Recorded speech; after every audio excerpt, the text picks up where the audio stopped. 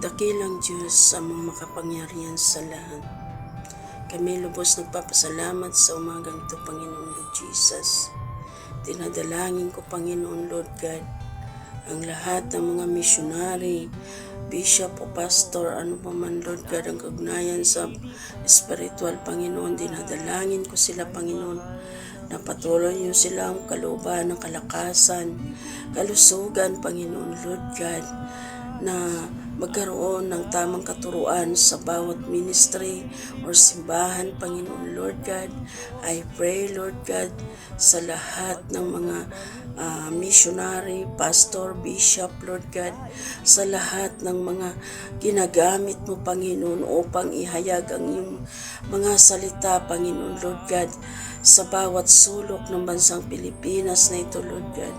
Lalo na, Panginoon Lord Jesus, ang mga pastor, Lord God, at pastora na sinusugod nila, Panginoon, ang anumang panahon, Lord God, na walang pag-anlilangan, taos-puso sila, Panginoon Lord God, nagbibigay at tinahayag ang iyong mga salita sa bawat taong nais makinig, nais pakinggan ang iyong mga salita, Panginoon Lord Jesus.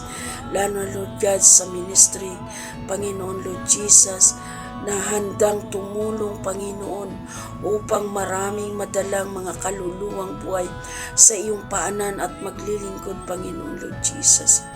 Tulungan mo sila, Panginoon Lord God, at ingatan, Panginoon, na kung saan man sila, Lord God, ay makarating sa paghayo, Panginoon, sa pagdala ng iyong mga salita sa bawat mga taong nais makinig ng iyong mga salita, Panginoon Lord God.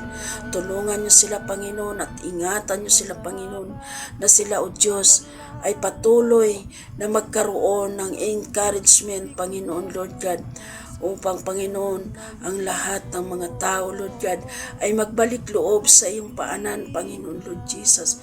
Hindi lamang, Panginoon, sa bawat ministry, Panginoon, ay magamit din, O Diyos, ang lahat, Panginoon Lord God, na about spiritual, Panginoon Lord Jesus, na maihayag at maipalaganap ang iyong mga salita, Panginoon Lord God.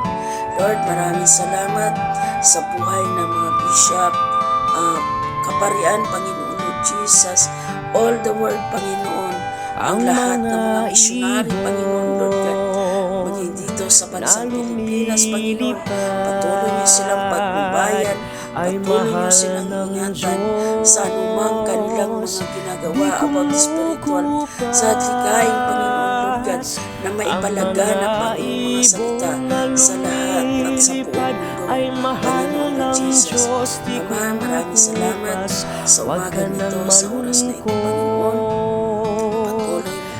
Panginoon, itinutulog sa iyo, Diyos, ang aming ministry, Lord God, na the wonderful touch Jesus Christ of ministry, sa pamulong, Panginoon Lord Jesus, ng aming bishop, si Bishop Amantoy at Pastora Edith, Panginoon, sa kanilang buhay, Panginoon, naroon ang patuloy na encouragement sa mga kaluluwang buhay, Panginoon Lord God, patungo sa iba.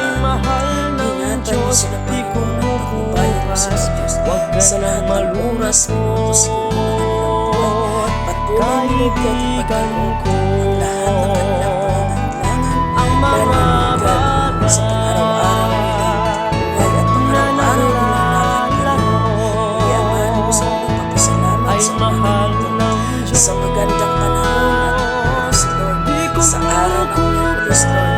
Naririto na naman sa Ama, iniyamanap na patuloy na gawin ang nais mo, nakapag-pray sa lahat at nais mo palaganap ang iyong ministry at ang iyong pag-ibig at para sa kalwalhatian ng lahat. Sa araw ng Miyerkules, mga kaagot, dito na naman tayo sa ating prayer.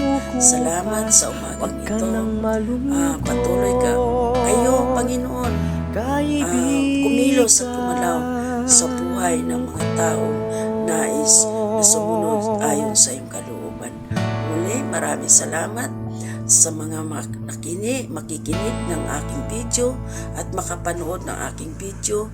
Dalangin ko na kayo ay lubos na pagpalain ng ating Panginoon. God bless you all, and I love you with the love of the Lord. Amen.